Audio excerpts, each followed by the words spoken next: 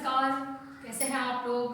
I think बहुत अच्छे होंगे और बेहतरीन तरीके से हर पल अपने लक्ष्य की ओर अग्रसर हो रहे होंगे।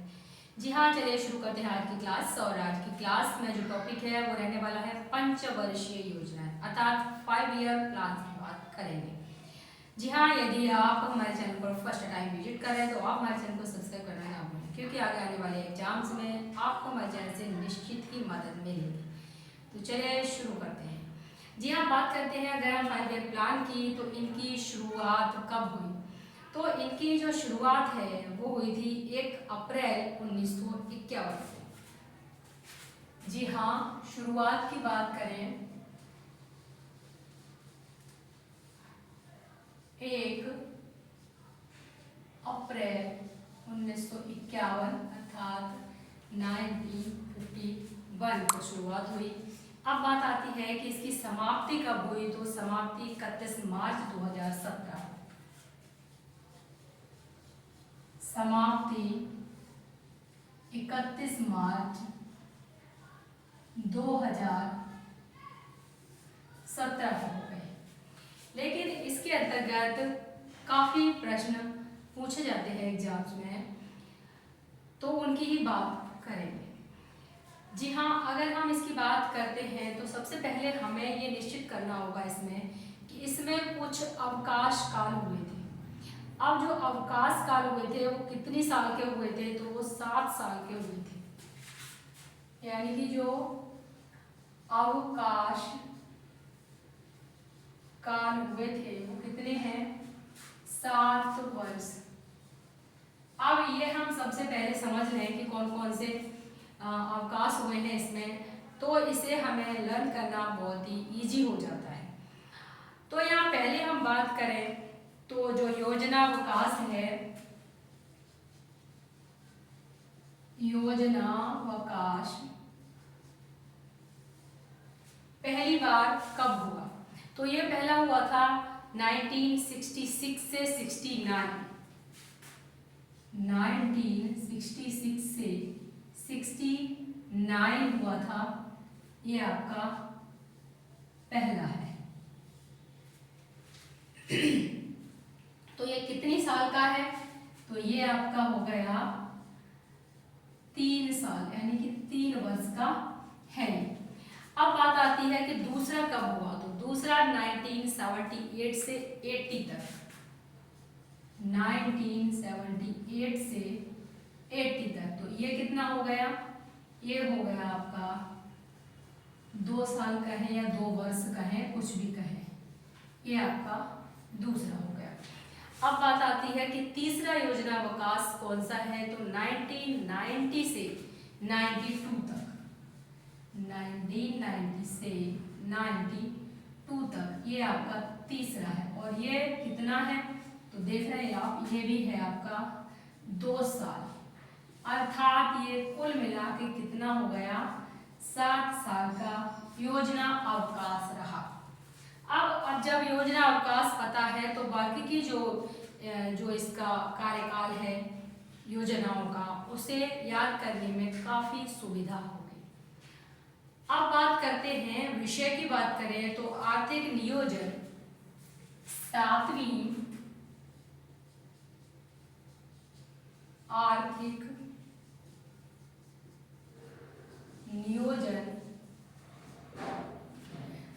नियोजन 7वीं अनुसूची के समवर्ती सूची के अंतर्गत आता है। अनुसूची के समवर्ती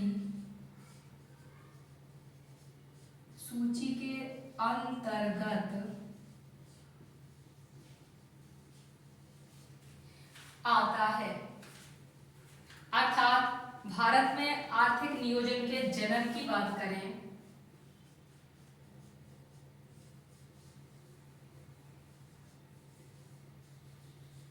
भारत में आर्थिक नियोजन के जनक की बात करें, आर्थिक नियोजन के जनक की बात करें तो कौन है, पंडित जवाहरलाल नेहरू जी हैं। कौन है, पंडित जवाहरलाल नेहरू नेहरू जी। अब यहीं पर इसकी अवधारणा सोवियत संघ या रूस से ली गई। किससे? अवधारणा सोवियत संघ या रूस से ली गई। अब यहाँ पर इतनी बात हो गई, तो उसके बाद अब हम बात कर रहे थे योजना आयोग की, क्योंकि ये सारी पंचवर्षीय योजना है, योजना आयोग के अंतर्गत ही शुरू की गई थी। तो यहाँ पर जो योजना आयोग है उसका गठन कब हुआ? ये रहा योजना आयोग। तो इसके सबसे पहले गठन की बात करें तो 15 मार्च 1950 को नई दिल्ली, 15 मार्च 1950 नई दिल्ली में इसका गठन किया गया। अब बात आती है कि इसकी समाप्ति कब हुई, तो 13 अगस्त 2014 को ये समाप्त हो गया। समाप्ति कब हुई इसकी? 13 अगस्त 2014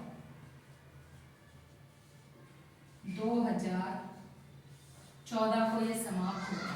अब बात आती है कि इसके स्थान पर किसे लाया गया, तो इसके स्थान पर लाया गया नीति आयोग को, और ये 1 जनवरी 2015 को गठित हुआ।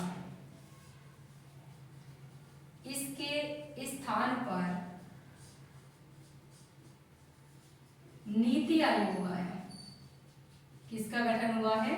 नीति आयोग का। अब नीति आयोग का गठन 1 जनवरी 2015 को हुआ। अब बात बढ़ाते हैं आगे। तो यहाँ पर किसकी बात कर रहे हैं हम? योजना आयोग की। अगर योजना आयोग की बात कर रहे हैं तो यहाँ पर प्रथम अध्यक्ष की भी बात आती है। तो ये है पंडित जवाहरलाल नेहरू। कौन है पदेन अध्यक्ष? कौन है? पंडित जवाहरलाल नेहरू। और यहीं पर इसकी जो समाप्ति थी योजना आयोग की, वो किसने कर दी? तो वो समाप्ति की है किसने? प्रधानमंत्री मोदी जी ने। जी हाँ, पीएम मोदी। तो इसकी समाप्ति हो गई और इसके स्थान पर कौन सा आ गया है? नीति आयोग आ चुका है। चलिए अब बात करते हैं प्रथम पंचवर्षीय योजना की, अर्थात फर्स्ट 5 ईयर प्लान की। तो सबसे पहले जब हमने योजना अवकाश जान लिया है, तो अब हम आगे इसे आसानी से समझ सकते हैं।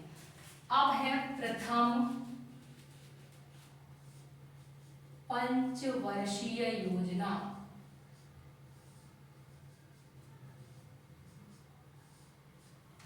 सबसे पहले पूछा जाता है कि इसका कार्यकाल क्या है। तो 1 अप्रैल 1951 से 1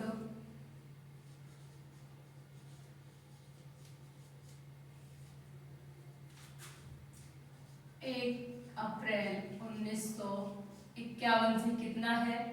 तो 31 मार्च 1956। अब यहाँ पर इसका जो कार्यकाल है वो कंप्लीट पूरा है, 5 साल का है, 56 तक है। अब बात आती है किस मॉडल पर आधारित है? Herod-Domar model. अगर हम यहाँ पर बात कर रहे हैं मॉडल की, तो हेरोड-डोमर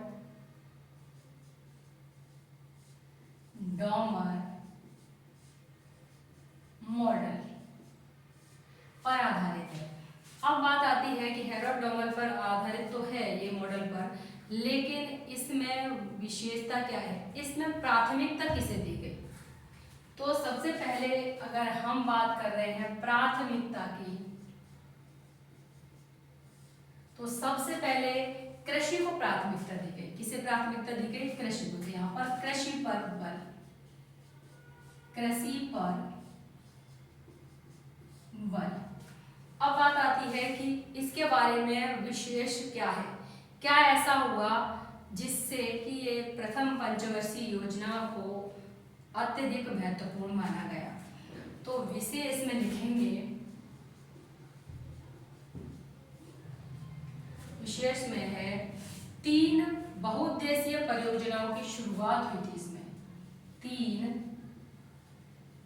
बहुउद्देशीय परियोजनाओं की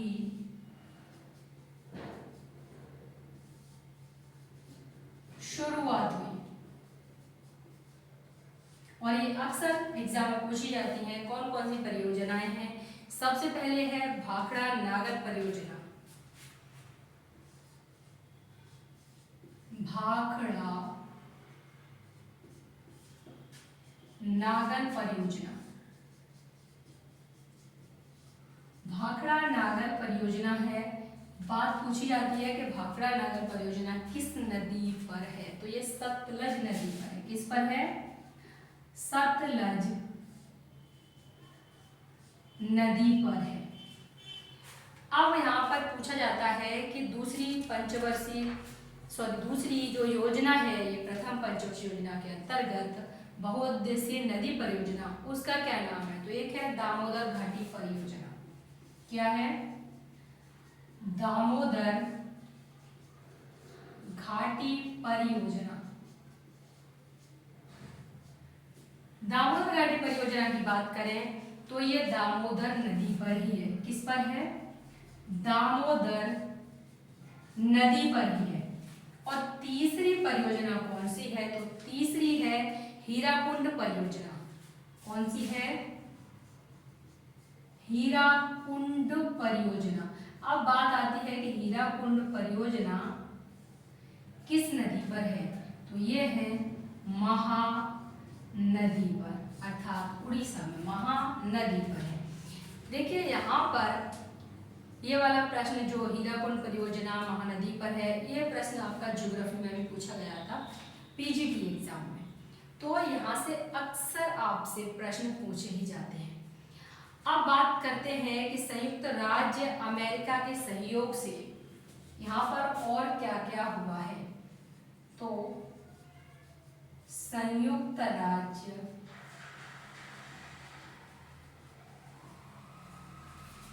राज्य अमेरिका के सहयोग से 2 अक्टूबर 1952 को सहयोग से 2 अक्टूबर 1952 को, बताइए 2 अक्टूबर 1952 आपको याद होगा किस लिए जाना जाता है? तो सामुदायिक विकास कार्यक्रम की शुरुआत हुई थी। किसकी? सामुदायिक विकास कार्यक्रम की शुरुआत हुई। पूछने जाता है कि कभी कभी कि 2 अक्टूबर 1952 पूछ लेगा, या फिर यह पूछ लेगा सामुदायिक विकास कार्यक्रम की शुरुआत किस योजना के अंतर्गत हुई, या फिर यह पूछ लेगा कब हुई। तो यहाँ पर दोनों ही तरह के प्रश्न बनते रहे हैं। अब सामुदायिक विकास कार्यक्रम है, इसका संबंध पंचायती राज व्यवस्था से है। किसका? तो इसका संबंध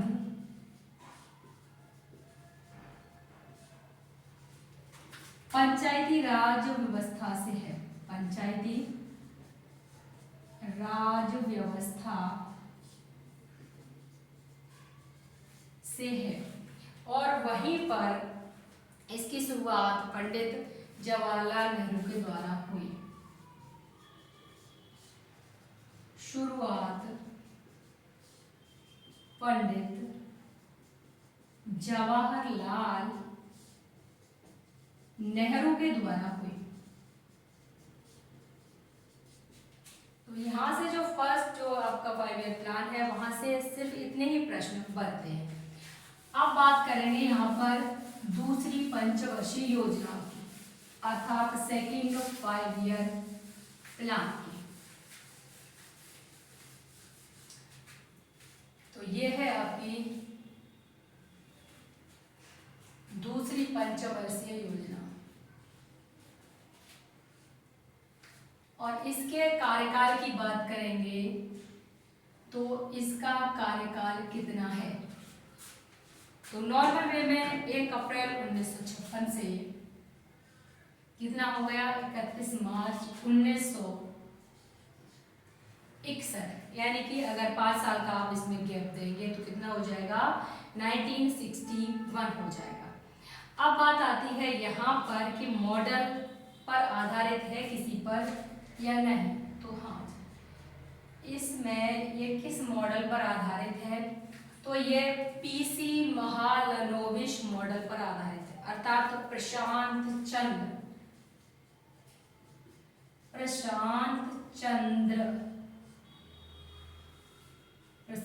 अथवा पीसी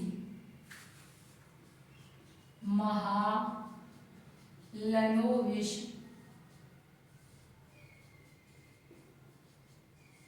मॉडल पर आधारित है। और वहीं पर बात करें इसकी, तो यहाँ पर प्राथमिकता की बात करें, किस पर प्राथमिकता दी गई कैसे। तो सबसे पहले कृषि को प्राथमिकता दी गई, अर्थात कृषि पर बल दिया गया। लेकिन दूसरी पंचवर्षीय योजना में क्या किया गया, भारी उद्योगों पर बल दिया गया।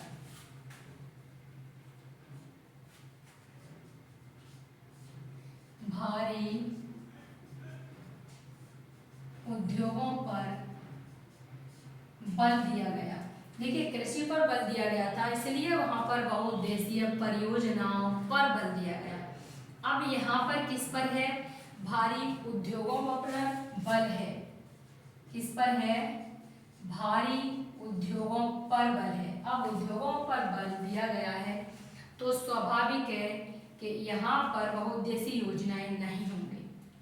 तो इस तरह से इसे समझ सकते हैं।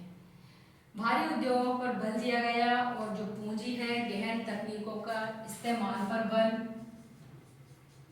जो पूंजी थी उसमें गहन तकनीकों के इस्तेमाल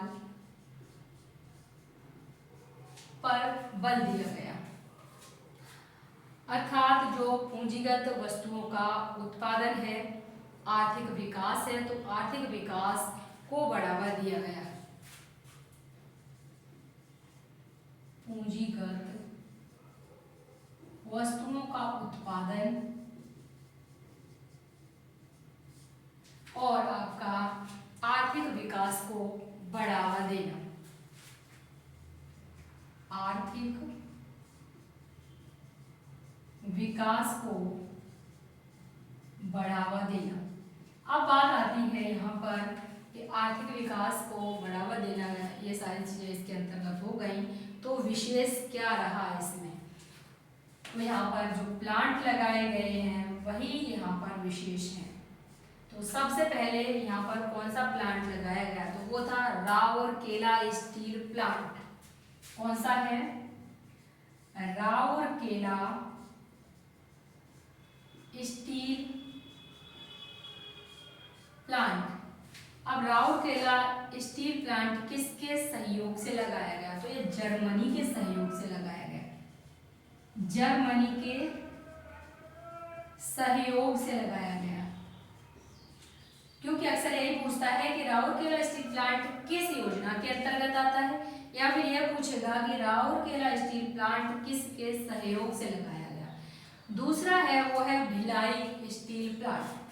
दूसरा है आपका भिलाई स्टील प्लांट। अब बात कर रहे हैं भिलाई स्टील प्लांट की, तो ये सोवियत संघ के सहयोग से लगाया गया। सोवियत संघ के सहयोग से लगाया गया। सोवियत संघ या फिर रूस का। वहीं पर दुर्गापुर स्टील प्लांट, तीसरा कौन था वो था दुर्गापुर स्टील प्लांट। अब यहाँ दुर्गापुर जो स्टील प्लांट है वो किसके सहयोग से लगाया गया, तो ब्रिटेन के सहयोग से लगाया गया, ब्रिटेन के सहयोग से लगाया गया। अब बात आती है यहाँ पर 3 स्टील प्लांट लगाए गए, उसके अलावा और क्या क्या यहाँ पर सेकेंड जो परियोजना है उसके अंतर्गत हुआ। तो 2 अक्टूबर 1959 को राजस्थान के 2 अक्टूबर 1959 को राजस्थान के कौन सा जिला है, तो वो है नागौर जिला से पंचायती राज व्यवस्था की शुरुआत हुई। नागौर जिले से पंचायती राज व्यवस्था की शुरुआत हुई।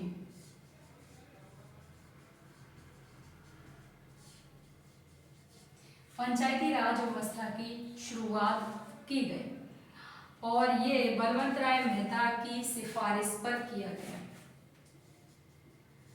बलवंत राय मेहता की सिफारिश पर। और बात करें तो ये आपकी त्रिस्तरीय थी। क्या है ये, तो ये त्रिस्तरीय है। अब यहीं पर बात करते हैं यहाँ पर तीसरी पंचवर्षीय योजना की। दूसरी पंचवर्षीय योजना में इससे ज्यादा कोई भी आपसे प्रश्न नहीं पूछा जाता है। तो ये तीसरी पंचवर्षीय योजना है वो कौन सी है और इसके अंतर्गत क्या क्या होगा। तो ये आपकी जो तीसरी पंचवर्षीय योजना है वो है 1 अप्रैल 1966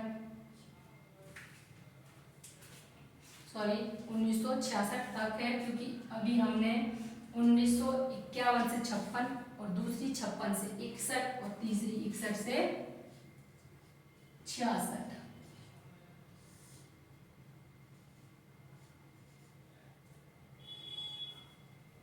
31 मार्च भी साथ में आपको यहाँ पर डेट, क्योंकि अब क्या है कि अब सीधा सीधा ना पूछ के 1 अप्रैल और 31 मार्च इनमें भी स्टूडेंट को उलझा देते हैं। तो यहाँ पर है आपका 1961 से 66। अब यहाँ मॉडल की बात करें तो सुखमय चक्रवर्ती मॉडल, कौन सा मॉडल है इसका, सुखमय चक्रवर्ती मॉडल।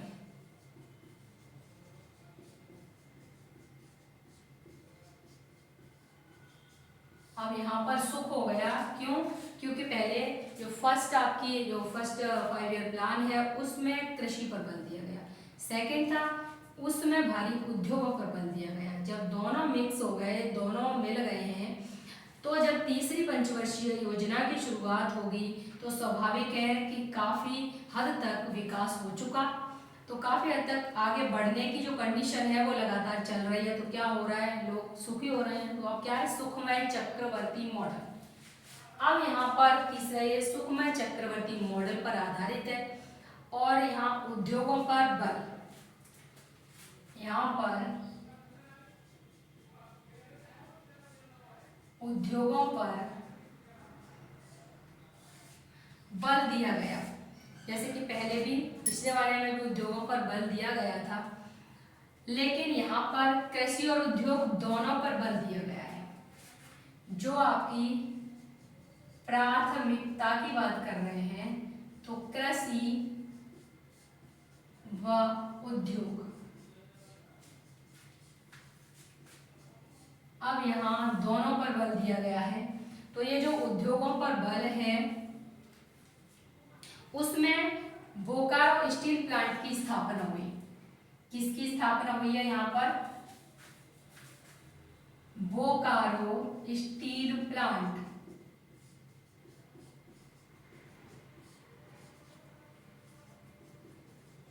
Bokaro steel plant. अब बोकारो स्टील प्लांट भी सोवियत संघ की सहायता से ही बनाया गया। किसकी सहायता से? सोवियत संघ या रूस की सहायता से।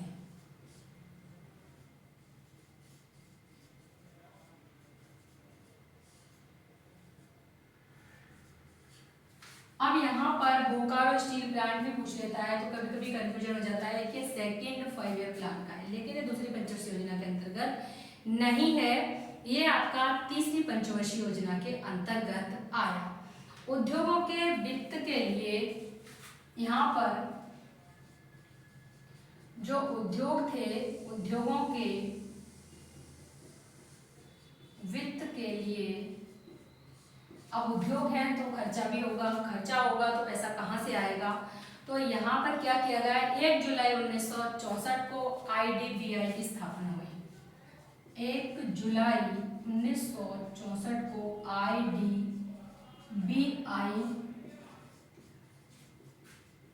की स्थापना की गई। अब आपका IDBI की बात करें तो यह है industrial development bank of India. क्या है?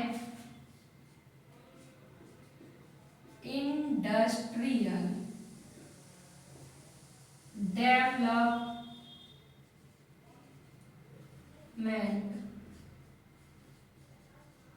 बैंक ऑफ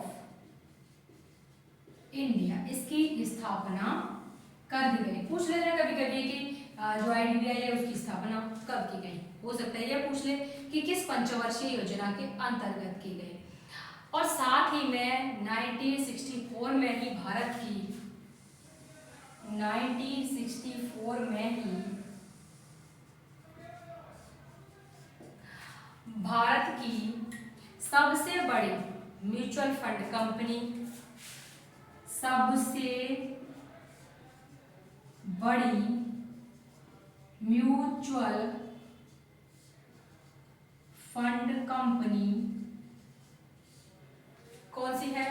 तो वो UTI की स्थापना भी हुई है। UTI की स्थापना की बात की। अब जो आपका UTI है वो क्या है? तो वो है unit trust of India. Unit trust of India. तो इसकी क्या स्थापना है, वह भी कब हुई है? तो वो भी 1964 में ही हुई है। अब बात आती है कृषि पर बल। ये तो हो गया आपका उद्योगों के लिए, तो उद्योगों के वित्त के लिए क्या क्या इन्होंने किया। उसके अलावा कृषि पर बल है तो उसके अंतर्गत क्या हुआ? तो 1965 में कृषि पर बल के अंतर्गत क्या है? तो 1965 में क्या होगा? यहाँ पर 1965 में आपका FCI की स्थापना की गई। FCI की स्थापना। अब जो आपका FCI है वो क्या है? तो वो है फूड कॉर्पोरेशन ऑफ इंडिया। क्या है? Food corporation of India. कभी कभी क्या होता है कि इनकी फुल फॉर्म पूछता है, तो जब आपको पता होगी तो आप बता सकते हैं, या फिर ये पूछ सकता है कि ये किस पंचवर्षीय योजना के अंतर्गत स्थापना हुई है? FCI की। अब कार्य की बात करें तो यहाँ पर ये क्या क्या कार्य करता है? जो FCI की बात की तो अनाजों की खरीदारी, क्या क्या है ये कार्य की बात करें हम इसके, तो यहाँ पर अनाजों की खरीदारी, आप साथ में ही अनाजों की खरीदारी हो गई, साथ में ही भंडारण का कार्य, भंडारण का कार्य करेगा। और क्या करेगा? तो और राज्यों को पर्याप्त मात्रा में अनाजों की उपलब्धता कराएगा, राज्यों को पर्याप्त मात्रा में अनाजों की उपलब्धता कराएगा, उपलब्धता कराएगा। साथ ही में यानी कि राज्यों को पर्याप्त मात्रा में अनाज की उपलब्धता सुनिश्चित करा देगा। ये नहीं है कि हो पाएगा या नहीं हो पाएगा, ऐसा नहीं है, सुनिश्चित करा देगा सार्वजनिक वितरण प्रणाली के माध्यम से, सुनिश्चित कराएगा। और वो भी किससे कराएगा, तो सार्वजनिक वितरण प्रणाली के माध्यम से कराएगा। अब बात आती है कि 1965 में ही एक और है जिसकी स्थापना की गई, वो कौन है, वो है एपीसी। 1965 यानी कि में ही एपीसी की स्थापना की है। अब ये एपीसी क्या है, तो ये है आपका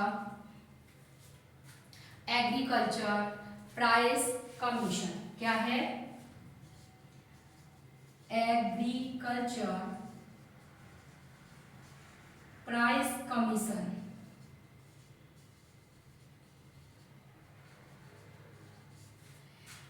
तो एग्रीकल्चर प्राइस कमीशन की स्थापना की गई 1965 में।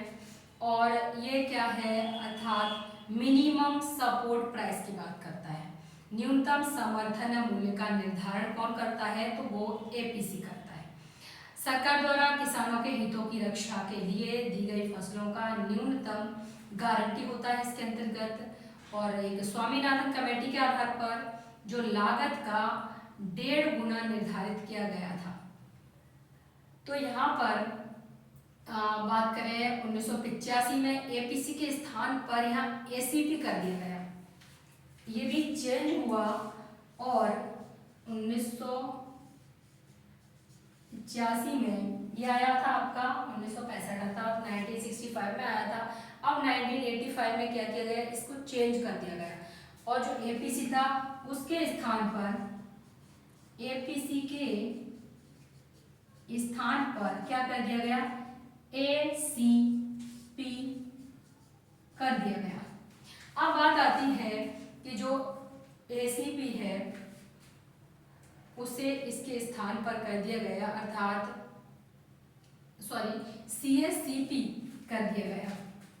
एसीपी नहीं, सीएससीपी कर दिया गया। और सीएससीपी में आपका सी से है कमीशन और एग्रीकल्चर कॉस्ट एंड प्राइस की बात की गई, कीमत एवं लागत आयोग की बात की गई, अर्थात commission agriculture cost and price की बात की गई। तो कभी कभी पूछ लेता है कि जो आपका एपीसी था उसके स्थान पर किसे लाया गया, तो सीएससीपी को लाया गया, अर्थात commission agriculture cost and price को लाया गया, अर्थात कीमत एवं लागत आयोग को लाया गया। तो ये बातें तो थी इसके अंतर्गत। अब बात आती है तीसरी पंचवर्षीय योजनाओं में, क्योंकि ये योजना क्या था कि सबसे असफल योजना थी। तो यहाँ पर ये पूछा गया कि सबसे असफल योजना क्यों रही, जब यहाँ आपका कृषि और उद्योग दोनों पर ही बल दिया गया, लेकिन ये सबसे असफल योजना क्यों कही जाती है। हो सकता है कभी कभी ये सारे पॉइंट दे दे आपको और पूछ ले कि ये असफल योजना है या नहीं है, या फिर कौन सी असफल योजना है। तो तीसरी पंचवर्षीय योजना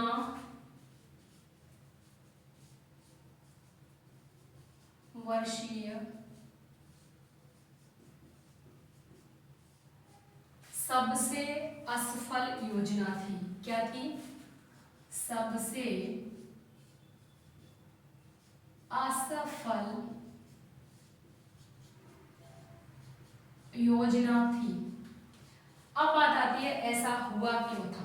तो देखिए यहाँ पर भारत चीन युद्ध 1962, क्या कारण थे। एक तो भारत चीन युद्ध हुआ 1962 में, वो भी इसी के अंतर्गत रहा। दूसरी बात क्या हुई कि भारत पाकिस्तान युद्ध हुआ 1965, भारत पाकिस्तान युद्ध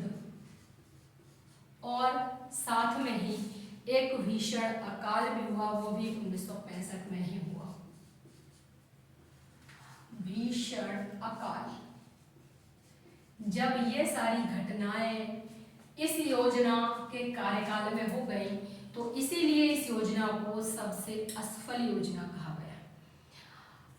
और इस योजना के अंतर्गत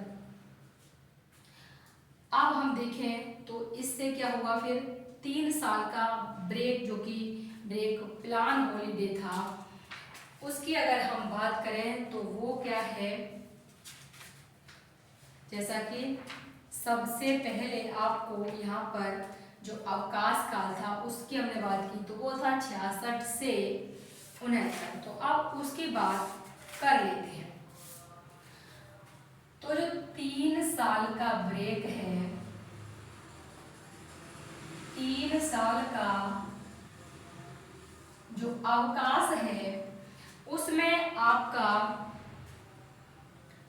कार्यकाल की बात करें तो ये है 1966 से 69, अर्थात 1966 से 69 तक इसका प्लान हॉलीडे रहा।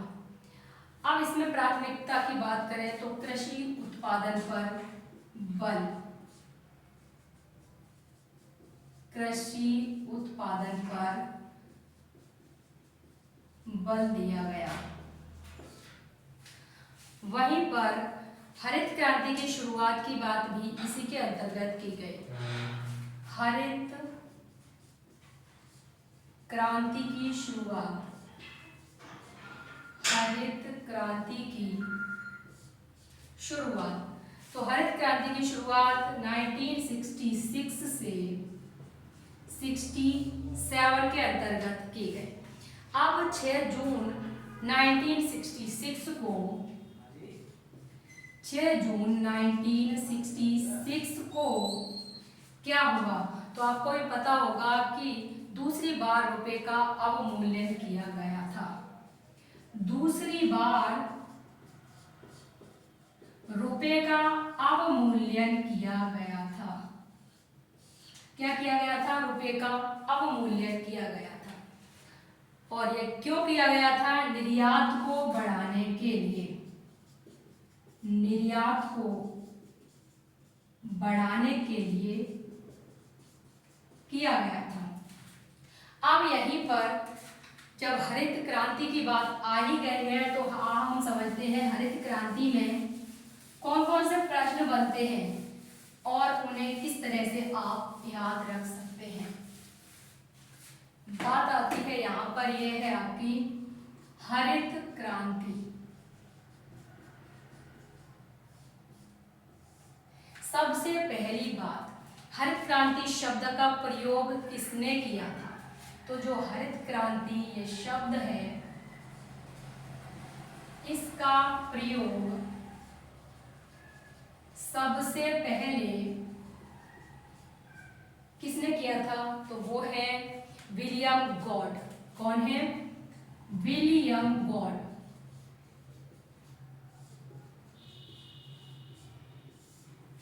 वहीं पर दूसरा प्रश्न पूछ लिया जाता है कि भारत में हरित क्रांति की शुरुआत कब हुई? तो शुरुआत तो आप समझ ही गए होंगे कि 1966-67 में, 1966-67 में। और वहीं पर तीसरा प्रश्न पूछा जाता है कि इससे लाभान्वित क्षेत्र कौन से रहे? लाभान्वित क्षेत्र कौन से रहे? तो देखिए, पंजाब है, राजस्थान है और वेस्ट यूपी, पश्चिमी उत्तर प्रदेश है। वहीं पर अगर फसल की बात कर लें तो मुख्य फसल यहाँ पर गेहूं की फसल रही।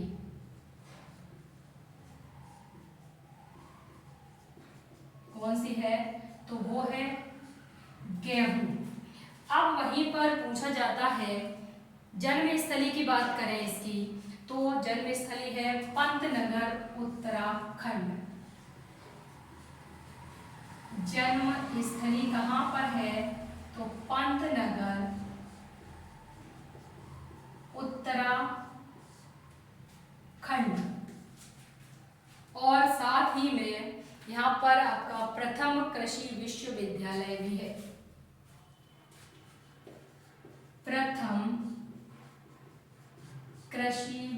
विश्वविद्यालय। कभी कभी ये प्रश्न भी पूछ लिया जाता है। अब आगे अगर बात करें यहाँ तो संबंधित व्यक्तियों की बात करें, कौन कौन से व्यक्ति हैं जो इससे संबंधित हैं। देखिए, दो व्यक्ति तो ये मैन हैं जो कि इससे संबंधित है। एक तो विश्व में हरित क्रांति के जनक और दूसरे भारत में हरित क्रांति के जनक। तो हम बात कर रहे हैं सबसे पहले भारत में हरित क्रांति के जनक की। भारत में हरित क्रांति के जनक कौन है? स्वामीनाथन, अर्थात MS स्वामीनाथन। MS स्वामीनाथन। वहीं पर MS स्वामीनाथन है। उसके अलावा इन्होंने जो सुझाव की बात की थी, तो इन्होंने कहा था कि जो MSP है वो लागत का 1.5 गुना होना चाहिए। क्या बात की है इन्होंने? MSP लागत का 1.5 गुना हो। अब बात करें जो विश्व में है हरित क्रांति के जनक, तो विश्व में हरित क्रांति के जनक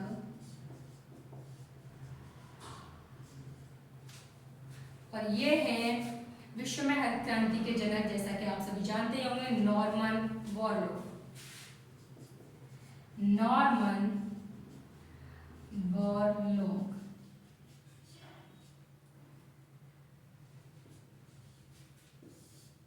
अब नॉर्मन बोरलॉग की बात आती है तो ये निवासी कहाँ के थे? तो निवासी तो है ये USA के।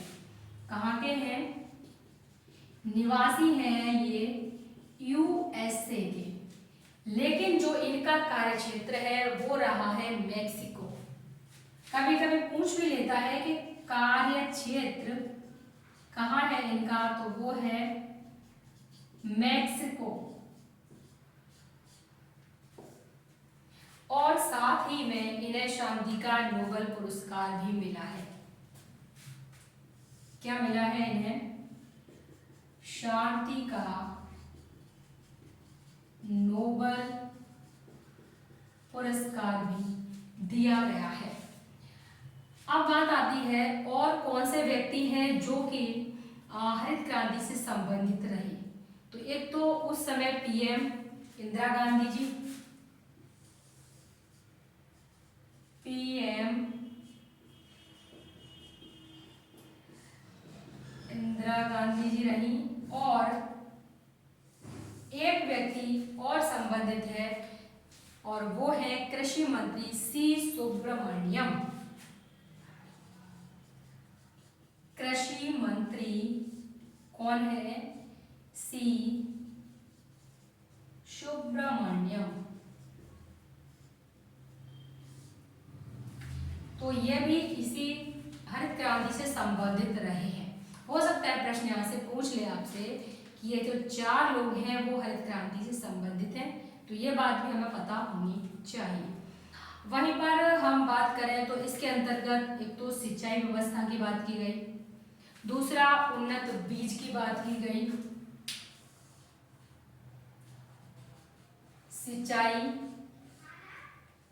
उन्नत बीज की बात की गई, और किस किस चीज की बात की गई, तो यहाँ पर भूमि सुधार पर बल भी दिया गया। भूमि सुधार पर बल।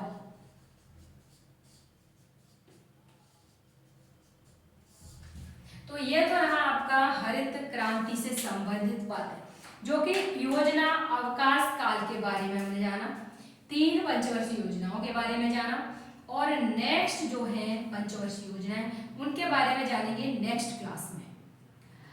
तब तक के लिए नमस्कार, धन्यवाद, जय हिंद।